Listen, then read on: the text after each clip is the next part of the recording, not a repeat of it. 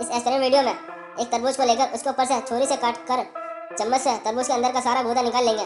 तरबूज को बिल्कुल खाली कर लेंगे। अब एक पूरी पेटी वेल्डिंग रोड की लाएंगे। वेल्डिंग रोड को पैकेट में से निकालकर वेल्डिंग रोड के नीचे की लोहे की पिन को प्लास से काटकर पिन कटी हुई वेल्डिंग रोड को एक प्लास्टिक के डब्बे में भर लेंगे। अब 40-50 वेल्डिंग रोड पर बेल्ट बांध लेंगे।